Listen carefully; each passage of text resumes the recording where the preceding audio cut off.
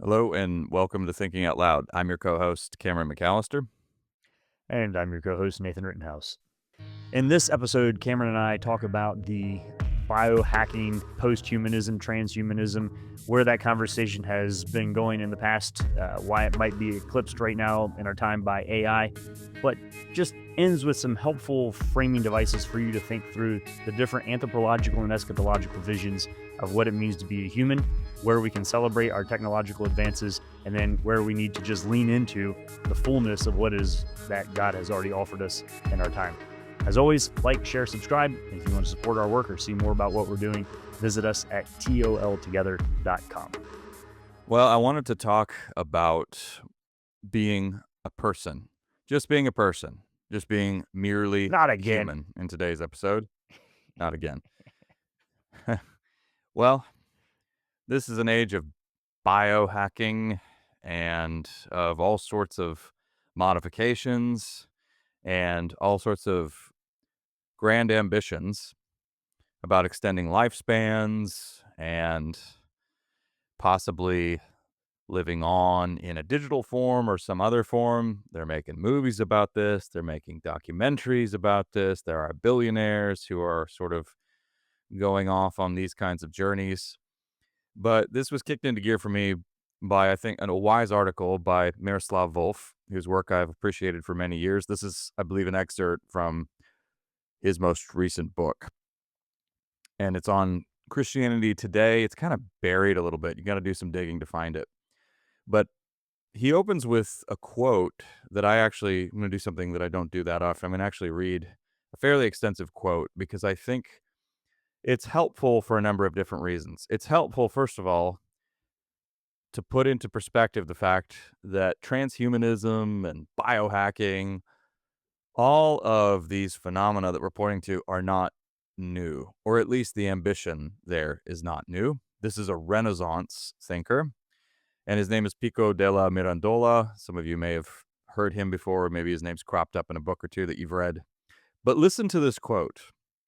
He says, "We have made thee neither of heaven nor of earth, neither mortal nor immortal, so that with freedom of choice and with honor, as though the maker and moulder of thyself, thou mayest fashion thyself in whatever shape thou shalt prefer.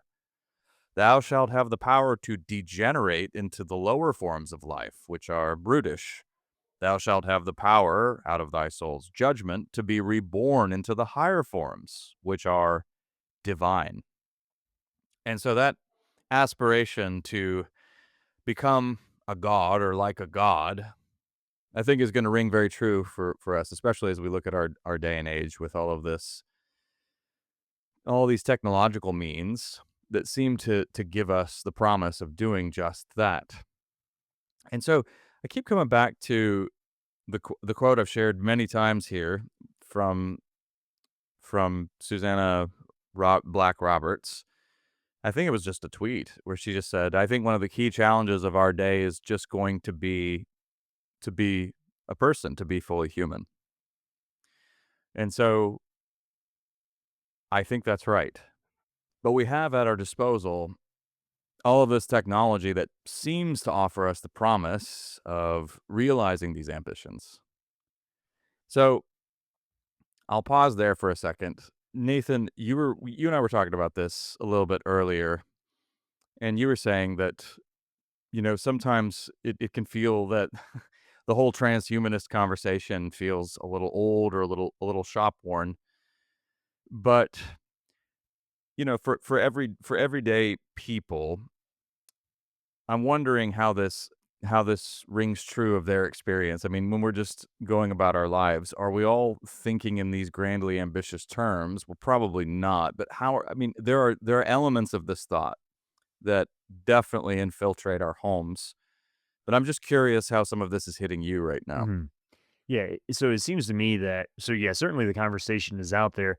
It doesn't seem as much of a frontline conversation only because I think the conversations around AI have sort of sucked the oxygen out of the room in an adjacent conversation here where we've been, for the last year and a half kind of looking at how do we make machines more human like. And the transhumanist is how do we make humans more machine-like to some degree. And so it seems that Yeah, it's the weird same highway. asymmetry there. So it's Yeah. the same highway. We've just been kind of the traffic's been moving heavier in a different direction on it of trying to figure out what this proper balance is between the machine and the mind and the human and uh the organic intelligence versus the artificial intelligence and that sort of thing. So I don't know. I think in my news feed it's been running in the, will AI become conscious? That's one direction of this conversation. And you're just reminding us here that not only is the conversation still alive and well, but it has been for several hundred years. So um, that would just be just my totally anecdotal Well, here's a read on the conversation. sure. But here's a follow-up question, Nathan, and I'll take a crack at it at some point too. But why is it that we don't think it's enough to just be a normal person? Well, Why so why do this we is where yeah, we're going to get on thin ice very quickly here, and the mhm, heart of the answer really comes down to the question: are there people who live entire lives and don't get to be fully human? So are we actually comparing the fullness of what it means to be a human and finding that unsatisfactory, or do is are we living with a higher percentage of the population who doesn't have the experience of experiencing many of the simple pleasures of being a full human and seeing that as enough. So it's almost like you're living in a culture where people have been told long enough or grown up in an ideological or educational system in which naturalism has reduced humanity into sort of that more brutish side of existence. And then we're surprised to find that people are longing for something more. Where if you're looking at this more in religious language, you're not denying the physicality. I often joke when I'm speaking and introduce myself as a carbon based life form made in the image of God that there's a fuller composite vision of humanity there that leaves more room for contentment than just the, oh, you're a carbon based life form. mhm, How do we extend your um, basic consciousness? So I do still think that the transhumanism is a desire to solve a problem that many religious people don't experience. And I think that's why there isn't the same level of crossover, concern, worry, or anxiety or intensity in the question is because, yeah, I think that's the simplest way I would say, Cameron, is that it's or maybe I'm just getting older and caring less about transhumanism. I'm recognizing as you get older, you recognize the increased complexity of what it means to be alive, of the complexity of what a human actually is, and you move on to different mhm, goals in life of saying there's a richness and a fullness to being human, that there are things left unexplored um, in your own pantry and you're trying to find ingredients from a different planet. That it seems to me that there's a lot of yeah, work at our fingertips rather than needing to go um, so yeah, and I'm not anti dreaming and I like sci-fi and the rest of it as much as anybody else. But I think on a practical existential day-to-day experience, I just don't have that like, oh man, I wish I could preserve my brain in a vat. Like it's just yeah, I don't know. It's just sure. that whole line of thinking, Cameron, is just slowly becoming less important to me as I'm seeing a deeper degree of fullness and richness of just living unfold in front of me. So I don't know. I'm making it sound like I'm 38, but I'm making it sound like I'm the crotchety old guy here. Like this is just losing its Sure. pizzazz for me. Not that I was ever that deep into it. It just I don't know. Maybe that's you can do some um, psychological analysis on me in that, or maybe I don't know. I'm just content in categories that I don't think need to be fixed. Well, I think one obvious place to point is that if you don't believe there's any practically, if you don't believe there's any life after death, or if you think that this world is all that there is, which many people do, and that's a line of thinking that infiltrates the church as well. And I'm not saying that if you quizzed self-professing Christians about the afterlife, they would deny it and they would say, "Oh, no, no," they would, of course, tick all those normal boxes. But when you look at the way we practically live, this is where I think a phrase like practical atheism is very helpful. Many of us are tempted to live as though practically God does not exist. Practically as though human authority is all that exists. So in that kind of a if you have that kind of a mindset where human beings are basically, for all intents and purposes, in charge, then there is going to be serious appeal for any line of thinking that extends human authority and extends human dominion. Yeah, okay, but wait, hang on. But we're using extend here solely in chronological terms, which I think is the fascinating component of this. And so the desire to be more human is to extend the amount of time in which we're humaning.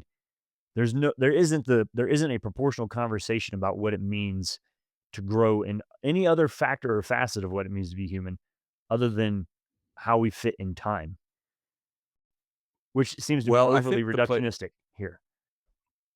it's very well, all of this is very reductionistic. So it most of this as I mean, most of this turns on trying to be faster and more efficient. It turns on something like optimization. But questions so this is where Wolf is very helpful. He's gonna say that our age specializes in speed and efficiency, but it's very superficial when it comes to the question of how do we live well? What is the good life? Or what ought we to pursue in the first Well, let me give you an place? example. Those ought So yes, please do. so let's say that we optimize our way, that we figure out how to drink the right protein shake for breakfast, and we can have our full day's calories that will extend our life by 4 months over the scope of 90 years. And we know how to produce this breakfast for 87 cents, and we can consume it in 90 seconds. And man, is that just wonderful scientifically. I mean, it's a marvel of breakthrough and time use efficiency. And I bet nobody ever dreams like, someday when I grow up, I want to marry somebody who's really fast and efficient at breakfast. Like it just, Mhm. I mean, I'm not opposed to the ideas. I'm just not putting a lot of hope for meaning in the categories as we're pursuing them. Does that distinction make sense at all, Cameron? Okay. Yes, it does. Let me give you a distinction. So there are let's say you have an amazing way to make breakfast more efficiency, fit in all your calories. Let's say they come up with a way to give you a very holistic diet in a drink. And you can just optimize, let's call it Soylent or something. For those of you who are familiar with Charlton Heston and Soylent Green, you have that that horrified facial expression that he has. But let's say that they come up with something like that. All right, and it's highly efficient, and it's you can go to everythingisefficient.com or whatever that website that you've referenced, Nathan, and it shows you just how much time you save and how many years you had to your life. Well, you do that, there's you cannot argue with the fact that it's more efficient, but what's a huge benefit of meals that's non-nutritional? And we forget Oh, this a lot these days. But relationships. it's fellowships. Yes, I mean, it's fellowship. It's all about relationship, and there's something inherently vulnerable about sitting down together for a meal because this is a creaturely aspect of us as well. You don't eat, you die. You have to ingest food and nutrition in order to live, but there's more to it than that. It's more than mere survival, and cooking is more than just mere nutrition as well. It's more than so all you gym rats out there, it's more than just the macros and how much protein is in this. It's also it's a profoundly relational thing. I mean, there's a reason why scripture is so filled with feasting. There's something very important about that. And so it's about relationships.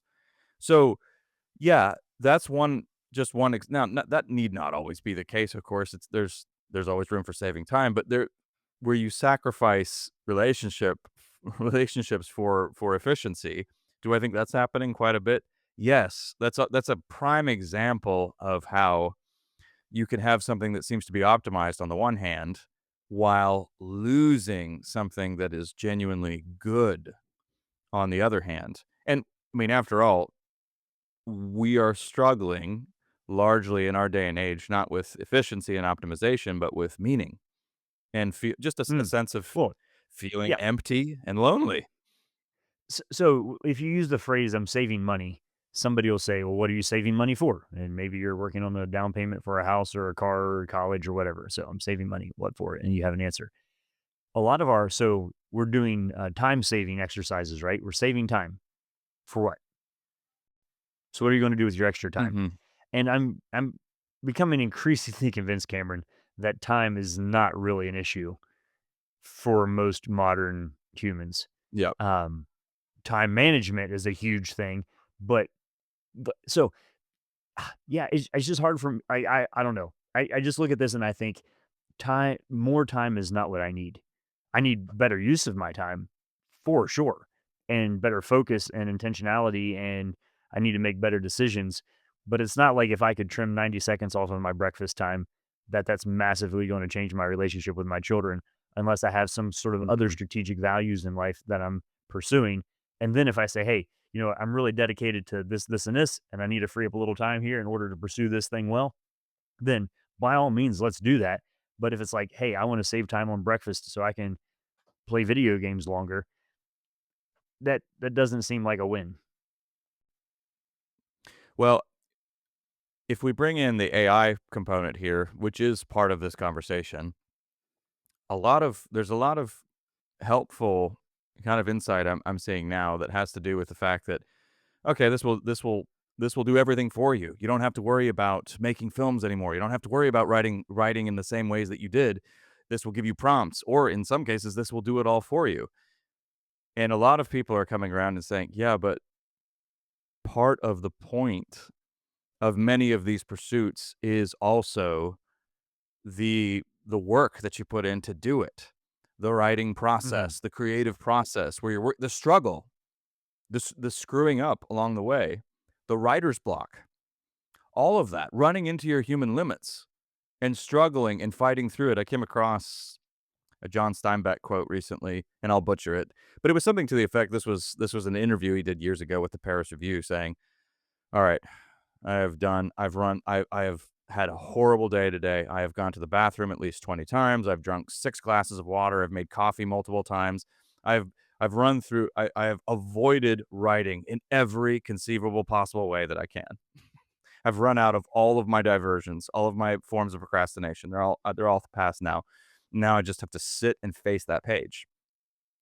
Well, there's something really powerful about that. You run into and so we so much of what we have at our disposal now militates against that and tells us, "No, you can spare yourself all of that trouble. Now we can hack around it." But what if some of that, facing your limits, slogging it through, walking away for a time because your brain is about to melt and you can't stare at the page any longer, what if part of that is good for you?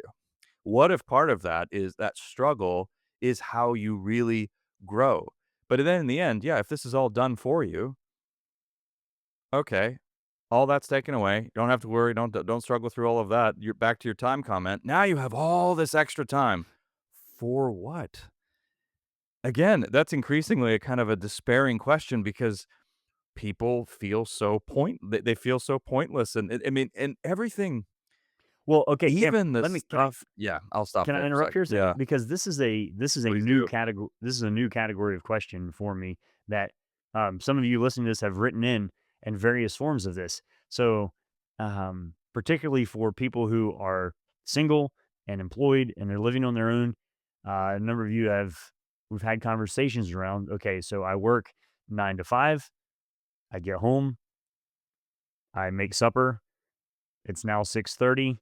Uh, 2 nights a week, I go to the gym in the morning, so by the time this evening comes around, it's 6:30 in the evening. I don't have to be to work till 9 o'clock the next morning. I go to 2 Bible studies a week. What do I do with all Mhm. the rest of my time? And then there are some of you Yeah. listening to this who have, like, 4 kids bouncing off the wall all the time, and you're just overrun with the chaos of life, and you're like, "What are we talking about?" But I think it will be a more common feature to say we due to the like, I'm not anti-technology, but we spend less time producing our food and housing, and a lower percentage of our income goes to all these things than ever before. It will be a legitimate question of the future, Cameron, and we will accelerate into Mhm. this of people who legitimately get to 6:30 in the evening and are like, "Well, now what?" And that hasn't been my experience in life ever. I've got Right. I've got to-do lists that reference my other to-do list. But Mhm. the fact of the matter is and some of that's my own fault and curiosity, but all that to say is that I don't think time is going to be the issue. And at the same time that we're coming to recognize this, recognize that the vast majority of this transhumanist concept is about quantity, not quality of life. Yes. That's a And key phrase. and that's the issue. Like if you go back then to do you remember the Biosphere 2 project from the 90s out in the Arizona desert where they made this giant greenhouse dome and they had 8 people go live Yeah. in it and they built a little rainforest and oceans and we're going to sustain the whole thing and see how long we can go and all that. And of course the media had fun mocking the implosion of that project. But And they made a the movie about it called Biodome. Bet you don't there you remember that. go. Just so, kidding. so Yep. but the probably the most important scientific, and this is not a scientific statement really, the most important observation that came out of that is that in any scientifically micromanaged system, the wild card is human nature. So it Yeah. like figuring out the percentage of the oxygen in the dome is way easier than figuring out how you're going to get 8 people to get along inside a greenhouse for 2 years. Mhm. And so this is where it seems to me that there's a massive distraction. And okay, fine, people want to look at this, but for the church, for the Christian, really thinking about this phrase "in the fullness of time" keeps popping up in Scripture, Mm, or abundant yeah. life, where you get these extra adjectives and descriptors on time or on life, or think about how often fullness is used, the pleroma in Paul and Colossians and other in the fullness and the fullness and the fullness, that there's a cr- a a Christ generated desire for humans to know and experience more and richly and deeply in their day-to-day lives now with the physiology that they have and in the relationships that they currently have, that Christ weeps over the inability of humans to tap into what is already available to them. And so it sort of seems like we're trying to figure out how to skip a giant family feast in order to figure out how to make a hamburger 2 seconds faster to drive through. Like one of those is an Mm, interesting scientific problem, but if we're hyper focused on that, we're missing on the fullness of what is available to us and what Christ desires to be normalized in our human experience. And so that's where I sense it. I feel a tension in myself in this because hey, I like the sciencey, efficiency, nerdy kinds of sci-fi things in life. I get a lot of giggles and kicks out of that. On the flip side, I also see it as something that turns to dust in your mouth when that's primarily what you're consuming, and that it hollows and dries you out spiritually and in the forms of meaning. And then all of the sudden, you're missing out on what's going on in your own household and own neighborhood because of our distractions with what might be true 27 years from now. So that's all the way back around to your original question of like, how am I experiencing or thinking or feeling about it? I think it's that the tension of the uneasiness of like, yeah, but here, like, why are we trying to come up with a better way to make a plastic apple rather than learn how to grow a good apple? It's that kind of artificiality. I don't know if that's a word, but like the artificialness of some of these pursuits. If you have tasted the alternative, then suddenly that pursuit just loses a little bit of its pizzazz. Yeah. I I think of often of this kind of a venerable medieval tradition, which goes along with that quote that we opened with from Mirandola.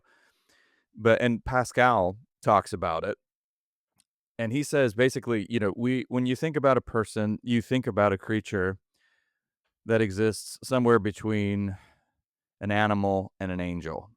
And we're in great danger if we get the balance wrong, if we lean too far on the animal side, which we did for a long time, by the way.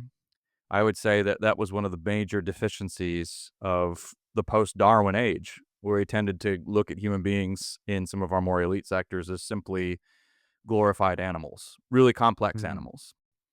And so we really emphasized that brutish nature that led to some astonishingly impoverished ethical thinking. We've talked about that on the podcast before as well. But the other danger is if you lean too far on the angel side, And we've done that. And again, it's easy to this is often we are often taken in this direction by a small elite group of highly intellectual people who are often very wealthy and have a lot at their disposal.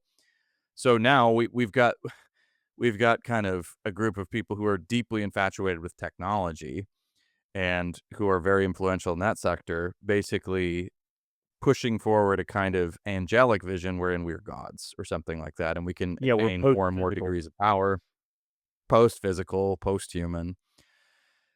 And we have to, in order to honor the true complexity of human beings, we need to strike the proper balance, which is again where Christianity is so helpful in making sense of that reality, because Christianity will tell you, yes, human beings are creatures, but as Nathan said earlier, you're a creature made in the image of God, and the image of God is conferred by God on you. It's not some special achievement. It's actually very, very important to point that Mhm. out, because that's a whole separate podcast. But Yeah. in the past, people have equated image of God with rationality or with creativity or various marks of genius in some way, which would exclude quite a few normal people, and that's, I think, detrimental to the vision of the image of God. So we don't want to we don't want to say that at all. But yes, human beings are capable of great feats. We're capable of sinking to great lows as well. But if we've got a realistic anthropology, we want to we want to live into a vision of what it means to be fully a person. And this is where you're using biblical language like fullness of time, or I came that they might have abundant life. So if we look to Jesus Christ, there's something, one way to maybe say this to our age is that Jesus, when God appeared to us and came pursuing his creatures, he did not come as some superhuman or, some enhanced human being or something like that. He came as a human being, Yeah. fully human, No fully beauty or God, fully majesty that we would be attracted to him, and died when he was 33. exactly. Exactly. And there's something that scandalizes us in every age for different reasons, because different ages have different idols. For the Jewish people of his day, if many people were scandalized that the Messiah wasn't a grand political figure, a Mhm. political savior who would deliver them from Rome. And now, we that God isn't some mighty enhanced human being with all of these incredible, with amazing charisma and these these kinds of bewitching leadership qualities or attractiveness. None of that. He Mhm. was a person. So yeah, if we Yes, dwell on that a who bit, that might specialized. challenge some of those categories. Yeah, Yeah. and Jesus specialized in helping us understand our appropriate relationship with God and with other humans. I mean, his work Mhm. was, there were physical elements to it, but it was deeply relational.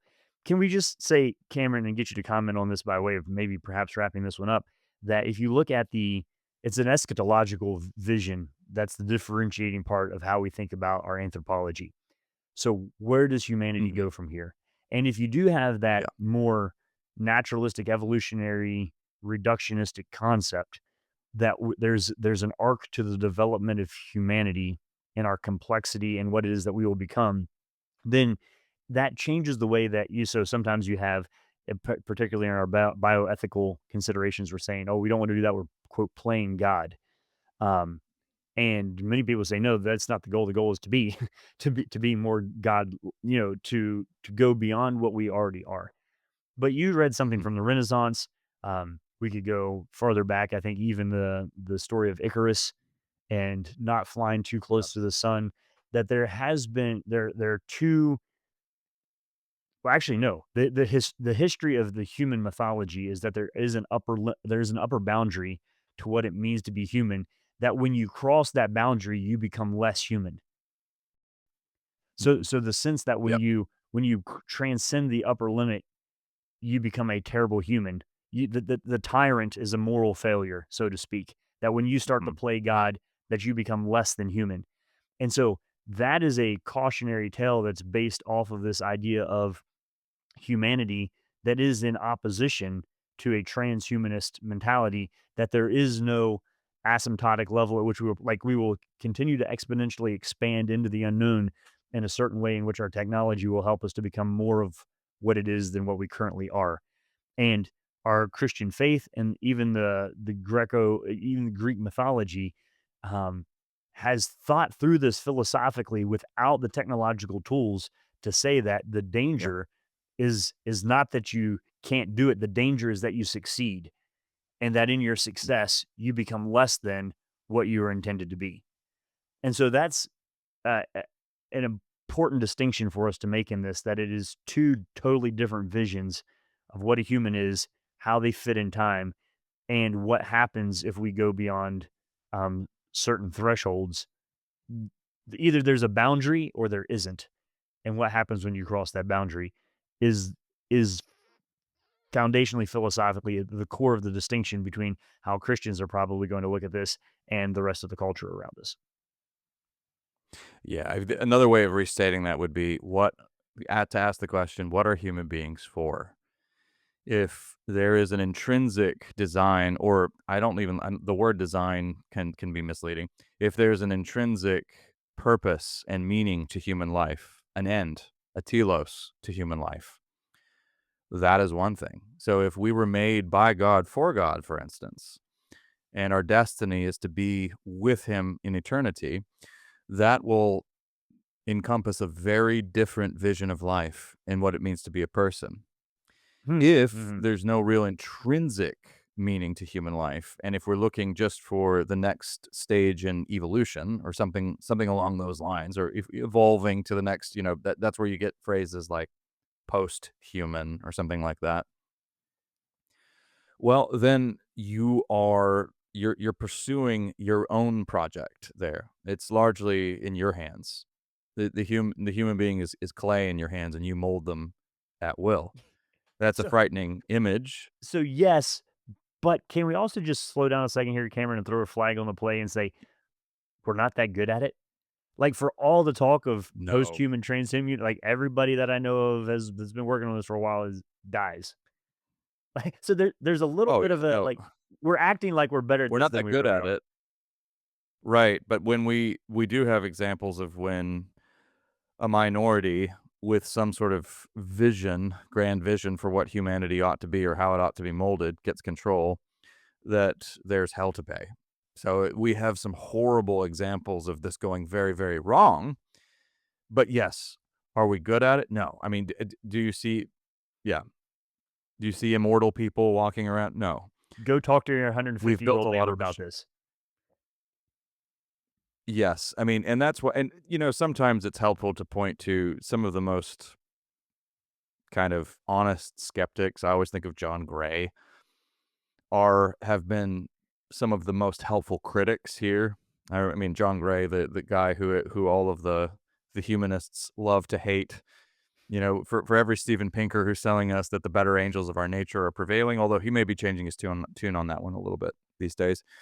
There's a John Gray saying, "No, you're confusing technological progress with moral progress. Not the same thing at all. Yeah, we have penicillin, but we also have the persistent threat of nuclear proliferation, which has never gone away, by the way. And we're a lot of people are getting in touch with that reality once again right now, although it's never been gone since the dawn of atomic weapons and the nuclear weapons. So we're not that good at it. But the question is, what are human beings for?